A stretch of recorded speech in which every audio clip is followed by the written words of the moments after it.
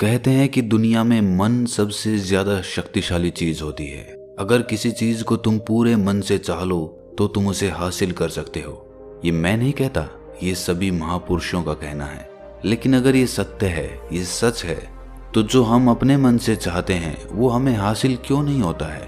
भाई, कोई भी इंसान अपने मन में दुख तो नहीं चाहेगा, लेकिन वो रहता तो दुखी है। हर इंसान अपने मन से तो कामयाब होना चाहता है, खूब पैसा कमाना चाहता है, लेकिन फिर भी वो कामयाब नहीं होता। भला ऐसा दुनिया में कौन इंसान होगा जो अपने मन में ये चाहेगा कि मैं नाकामयाब रहूं या मैं पैसा ना कमाऊं? सोचने की बात है। तो इसमें दो चीजें निकल के सामने आती हैं। या तो वो महापुरुष गलत थे जिन्होंने ये बात बोली कि मन से चाही हुई चीज हासिल हो जाती है, या फिर हम गलत हैं। आज की कहानी जो मैं आपको सुनाने वाला हूँ उसमें आपको एक ऐसा मंत्र मिलेगा। उसे समझने के बाद आपको एक ऐसा मंत्र पता चलेगा जिससे आप ये समझ पाएंगे कि अपने मन से कोई भी चीज कैसे करवाई जाती है, मन में किसी भी बात का बीज कैसे बोया जाता है। ये इस कहानी से आपको अच्छी तरह से समझ में आ जाएगा। और इससे आप ये भी समझ पाएंगे कि आकर्षण का नियम, लॉ ऑफ अट्रैक्शन, कैसे काम करता है। कहानी छोटी सी है लेकिन बहुत ही गहरी है। इससे पहले कि आप इस कहानी में खो जाएं, इस चैनल को सब्सक्राइब जरूर कर लें। तो चलिए ये कहानी शुरू करते हैं। एक बार की बात है, एक आदमी के जीवन में सिर्फ दुख ही दुख थे। वो जो भी काम करता उस बेचारे का वो काम पूरा ही नहीं होता। घर में आता तो घर में कलेश बना रहता, किसी से कोई मदद मांगता तो कोई उसकी मदद नहीं करता। ऐसा लगता था कि चारों ओर से दुखों का पहाड़ उसी पर टूट पड़ा है। उसे समझ नहीं आ रहा था कि मैं इन दुखों से पार कैसे पाऊं। वो दिन रात यही सोचता रहता कि अपने दुखों से छुटकारा कैसे पाना है। इसी कारण से वो रात में सो भी नहीं पाता था। उसकी आंखों के नीचे बड़े बड़े काले घेरे बन गए थे, जो इस बात का प्रतीक थे कि वो आदमी कितना दुखी है और कितना चिंतित है। कभी कभी तो उसके मन में आत्महत्या करने के भी ख्याल आते थे, लेकिन अपने परिवार की चिंता करके वो ये कदम नहीं उठा पाता था। वो इतना दुखी हो गया कि उसने निर्णय किया कि वो इन दुखों से छुटकारा पाके रहेगा। इसके लिए चाहे उसे कितनी भी मेहनत करनी पड़े, कुछ भी करना पड़े, चाहे अंगारों पे चलना पड़े, लेकिन इन दुखों से छुटकारा हासिल करके रहेगा। ऐसे ही एक दिन उसने अपने मित्र से पूछा कि मैं अपने जीवन को कैसे सुधारूं। उसके मित्र ने उसे बताया कि तुम किसी बाबा के पास जाओ। बाबाओं के पास ऐसा मंत्र होता है जिससे सारे दुख मिट जाते हैं, जीवन खुशियों से भर जाता है और धन संपदा भी हासिल हो जाती है। तुम किसी ऐसे बाबा को ढूंढ लो, बस तुम्हारा काम बन जाएगा। उस आदमी के मन में ये बात पूरी तरह से पक्की बैठ गई कि कोई बाबा ही मेरा दुख दूर कर सकता है, और इसीलिए उसे किसी भी बाबा के बारे में पता चलता तो वो उस बाबा के पास पहुंच जाता। वो उस बाबा को अपनी समस्या बताता और उससे उसका समाधान पूछता और कहता कि बाबा, मैं कुछ भी करने के लिए तैयार हूं, लेकिन मेरी इन समस्याओं से मुझे छुटकारा दिला दीजिए। आप जो कहेंगे मैं वो करूंगा, लेकिन मेरे जीवन को सुधार दीजिए। बाबा उसे कुछ टोने टोट के बता देते थे करने के लिए, और बदले में दान दक्षिणा ले लेते थे कि ये टोना टोटका करने के बाद तुम्हारे घर में सुख शांति बनी रहेगी, बस इस टोटके को पूरी विधि के साथ करना। वो आदमी घर लौटकर पूरी विधि के साथ टोने टोटके करने लगा, लेकिन बहुत टोने टोटके करने के बाद भी उसके जीवन में कुछ बदलाव नहीं आया। इसके विपरीत उसका जीवन और ज्यादा दुखी हो गया। जो भी बाबा उसे टोना टोटका देता था वो बदले में उससे दान दक्षिणा लेता था, जिससे उसका धन भी धीरे धीरे खत्म हो रहा था। इससे उसके जीवन में दुख और ज्यादा बढ़ गए। तब उसे लगा कि बाबाओं के पास जाने से तो मेरे जीवन में दुख कम होने की बजाय बढ़ते ही जा रहे हैं, तो मुझे क्या करना चाहिए? बाबाओं के पास जाऊं या ना जाऊं? फिर एक दिन एक आदमी ने उसे बताया कि तुम अपने घर में किसी पंडित को बुलाकर हवन करवा लो। हवन होगा, घर शुद्ध हो जाएगा। कोई भी बुरी ऊर्जा होगी घर में तो वो घर से बाहर चली जाएगी। किसी पंडित को बुलाकर पूरे विधि विधानों से मंत्रोच्चारण कराओ और हवन कराओ, जिससे घर में सुख शांति आए। उस आदमी के मन में ये बात बैठ गई और उसने एक पंडित को अपने घर पर बुलाकर हवन करवा दिया। हवन अच्छी तरह से संपन्न हुआ। बदले में पंडित ने भी अच्छी दान दक्षिणा ली और उसके बाद वो वहां से विदा हो गया। लेकिन कुछ दिनों के बाद उस आदमी को महसूस हुआ कि उसके जीवन में अब भी कोई बदलाव नहीं आया है। अब वो आदमी पूरी तरह से दुखी हो गया और ज्यादा परेशान हो गया। अब तो उसे लगने लगा था कि मेरे जीवन में से दुख कभी खत्म ही नहीं होंगे। और यही सोच सोच कर उस आदमी का बुरा हाल हो गया था। फिर एक दिन उसे अपने मित्र से एक ऐसे बाबा के बारे में पता चला जो समाधान बताने के लिए कोई दान दक्षिणा नहीं लेता था। उस आदमी को लगा कि ये बाबा दूसरे बाबाओं की तरह नहीं हो सकता, क्योंकि ये दान दक्षिणा तो लेता ही नहीं, और अगर दान दक्षिणा नहीं लेता तो ये सच में कोई सिद्ध बाबा होगा। और यही सोचकर वो उस बाबा के पास पहुंच जाता है। जब वो आदमी वहां पर पहुंचता है तो वो बाबा ध्यान में बैठे हुए थे। ये देखकर वो आदमी वहीं पर चुपचाप बैठकर ध्यान से बाहर आने का उनका इंतजार करने लगा।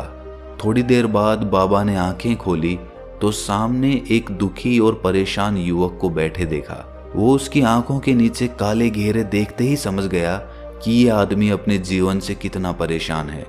उसे संबोधित करते हुए बाबा ने पूछा कि बच्चा, क्या चाहते हो? बाबा के पास क्या लेने आए हो? उस आदमी ने कहा कि बाबा, मैं अपने जीवन से बहुत परेशान हूं। मैंने इन दुखों को दूर करने के लिए बहुत सारे रास्ते अपनाए। हर वो तरकीब करके देखी जो किसी बाबा ने मुझे बताई। हर वो काम किया जो किसी भी इंसान ने मुझसे करने को कहा, लेकिन मेरे जीवन में दुखों में कोई कमी नहीं आई। बाबा, इसके विपरीत मेरे जीवन में दुखों में बढ़ोतरी हो गई। मुझे समझ नहीं आ रहा है कि मैं क्या करूं।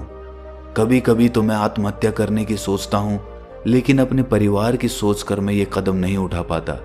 मैंने आपके बारे में बहुत सुना है बाबा, और मैं बहुत उम्मीद के साथ आपके पास आया हूं। कृपया करके मुझे कोई ऐसा मार्ग बताएं जिससे मुझे अपने दुखों से छुटकारा मिल जाए। मैं अपने दुखों से छुटकारा पाने के लिए कुछ भी करने को तैयार हूं। आप मुझे कोई भी रास्ता बताएं, चाहे वो रास्ता कितना भी कठिन क्यों ना हो, मैं उसको पार करके रहूंगा। बाबा ने महसूस किया कि आदमी तो सच में बहुत परेशान है। बाबा ने उसकी बात सुनकर कहा कि बच्चा, दुखों को दूर करने के लिए मंत्र ऐसे ही नहीं मिलते। मंत्र पाने के लिए कुछ करना पड़ता है। तुम कुछ कर सकते हो? ये सुनकर पहले तो उस आदमी ने सोचा कि ये बाबा भी मुझसे दान दक्षिणा ही मांगेंगे, लेकिन और कोई रास्ता ना पाकर उस आदमी ने कहा कि बाबा, आपको जितनी भी दान दक्षिणा चाहिए मैं देने के लिए तैयार हूं, लेकिन आपका मंत्र सच्चा होना चाहिए, वो पूरा होना चाहिए, उसका फल मुझे मिलना चाहिए। उसके बाद मैं आपको जो भी दान दक्षिणा लेना चाहते हो वो दे दूंगा। बाबा ने कहा कि दान दक्षिणा तो बहुत छोटी सी चीज है, मुझे वो नहीं चाहिए। इस पर वो आदमी सोच विचार करके बोला, तो बाबा, मैं अंगारों पे भी चलने के लिए तैयार हूं, आप मुझे बस आज्ञा दीजिए। बाबा ने कहा कि अंगारों पे चलने वाली छोटी चीज मैं तुमसे नहीं कराने वाला। मैं जो तुमसे कराने वाला हूं वो बहुत कठिन मंत्र है, उसे पूरा कर पाओगे? बाबा ने कहा कि बाबा, आप मुझे बताइए तो सही, मुझे करना क्या होगा? मैं कुछ भी करने को तैयार हूं। इस पर बाबा ने उसे कहा कि यहां से जब तुम अपने घर जाओ तो रास्ते में अपने मन में ये दोहराते जाना कि मैं सुखी हूं, मैं सुखी हूं, मैं सुखी हूं। बार बार अपने मन में यही दोहराना, और याद रहे, जुबान पर ये नहीं आना चाहिए, ये सिर्फ मन में दोहराना है। ये सुनकर वो आदमी बोला, बाबा, बस इतनी सी बात? ये तो मैं चुटकी बजा के कर लूंगा, लेकिन इससे होगा क्या? बाबा बोले कि इस मंत्र को करके देखो। वैसे भी तुमने इतने बाबाओं के मंत्र किए हैं, तो इस मंत्र को भी करके देख लो। उस आदमी ने सोचा कि बाबा कुछ दान दक्षिणा तो ले नहीं रहे, और छोटा सा मंत्र है, इसे तो मैं कर ही लूंगा। वो बोला, ठीक है बाबा, मैं ये मंत्र जरूर करूंगा। वो आदमी ये कहकर वहां से उठकर चलने लगा, लेकिन जैसे ही वो चलने लगा, पीछे से बाबा ने बोला कि बच्चा, एक बात याद रखना, जब तुम ये मंत्र अपने मन में दोहराओ तो तुम्हारे मन में बंदर के विचार नहीं आने चाहिए, बंदर का ख्याल भी नहीं आना चाहिए, तो ही ये मंत्र सिद्ध होगा। वो आदमी बोला, मुझे तो आज तक बंदर का कोई विचार नहीं आया, तो अब क्यों आएगा? आप चिंता मत करिए बाबा, मैं बस मन में यही दोहराऊंगा कि मैं सुखी हूं, मैं सुखी हूं। इसके अलावा बंदर का कोई विचार मेरे मन में नहीं आएगा। ये कहकर वो आदमी वहां से चल दिया। वो अपने मन में मैं सुखी हूं, मैं सुखी हूं ये दोहराता हुआ थोड़ी दूर ही चला था कि उसके मन में अचानक बंदर का ख्याल आ गया। बंदर का ख्याल एक बार आया और चला भी गया, लेकिन उस आदमी ने सोचा कि आज तक तो मुझे बंदर का कोई विचार नहीं आया, ये आज बंदर का विचार क्यों आ गया। और ऐसे करके उसने उस बंदर के विचार को पकड़ लिया। वो ये भूल गया कि मुझे क्या मंत्र दोहराना है और वो बंदर के बारे में सोचने लगा। जब थोड़ी देर बाद उसे फिर से होश आया तो वो फिर से अपना वही मंत्र दोहराने लगा जो बाबा ने उसे बताया था, मैं सुखी हूं, मैं सुखी हूं। लेकिन अचानक से उसे सामने एक बंदर दिखाई दिया और ये देखकर उसके मन में फिर से बंदर का विचार उठ गया और वो अपने अंदर से इस विचार को बाहर फेंकना चाहता था। वो चाहता था कि मेरे अंदर किसी भी तरह बंदर का विचार ना आए, लेकिन उसे तो सामने बंदर ही दिखाई दे गया। ऐसे ही जद्दोजहद करते करते वो घर पे पहुंचा और घर पे पहुंचने के बाद अपनी पत्नी को कहा कि हे बंदरिया, मुझे खाने में बंदर परोस दो। और जब उसे एहसास हुआ कि उसने क्या बोल दिया तो वो अपने बाल नोचने लगा। वो दीवारों में सर मारने लगा कि आज तक मुझे बंदर का कोई विचार नहीं आया और आज मुझे ये क्या हो गया है कि मुझे हर जगह बंदर ही बंदर नजर आ रहे हैं, ये कैसी माया है। यही सोच सोच कर वो आदमी रात भर सो नहीं पाया। रात भर करवटें बदलता रहा और सुबह उठकर सीधे उसी बाबा के पास पहुंच गया और उसके चरणों में गिरकर कहा कि बाबा, पता नहीं क्या चमत्कार हो रहा है, आज तक मुझे बंदर का कोई विचार नहीं आया, लेकिन कल से जब से आपने मुझसे कहा कि बंदर का विचार नहीं आना चाहिए, तब से मुझे हर जगह बंदर ही बंदर नजर आ रहे हैं। उस आदमी ने कहा कि बाबा, मुझे तो आपके पीछे पेड़ पर बैठा हुआ बंदर भी केले खाता हुआ दिखाई दे रहा है, ये हो क्या रहा है बाबा। ये सुनकर बाबा हंसने लगे। बच्चा, मन का जाल एक ऐसा जाल है जिसे समझ पाना इतना आसान नहीं है। बंदर तो तुम्हारे रास्ते में पहले भी आते थे। जब तुम मेरे पास आए थे तो इन्हीं पेड़ों पे ये बंदर घूम रहे थे, लेकिन तब तुम्हारे ध्यान में ये बंदर नहीं था, तब तुम्हारे ध्यान में सिर्फ अपने दुख थे। इसके बाद बाबा ने उसे बताया कि बच्चा, हम जिस चीज से भी दूर भागना चाहते हैं वही चीज हमारे मन में बहुत गहरे में प्रविष्ट हो जाती है, वो हमारे अंतर मन में समा जाती है। असल में हम जिस चीज से भी छुटकारा पाना चाहते हैं उससे छुटकारा इसीलिए पाना चाहते हैं कि वो हमारे साथ बहुत गहरे से जुड़ी हुई है, और हम जितना ही उससे छुटकारा पाना चाहते हैं वो उतनी ही गहरी हमारे मन में बैठती चली जाती है और आखिरकार वो हमारे अंतर मन में छा जाती है। ऊपर से तो हम चाहते हैं सुखी होना कि मैं सुखी हूँ, सुखी हूँ, हमारे होंठ भी यही बोलते रहते हैं, लेकिन हमारे मन में दुख समाये होते हैं।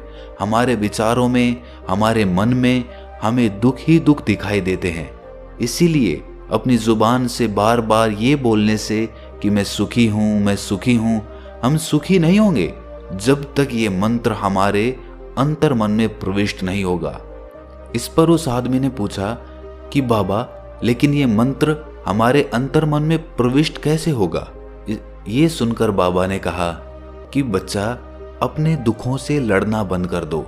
जब तक तुम अपने दुखों को दूर करने की सोचते रहोगे तब तक वो दुख तुमसे चिपके रहेंगे, तब तक वो दुख तुम्हारे अंतर मन पर अपना राज जमाए बैठे रहेंगे।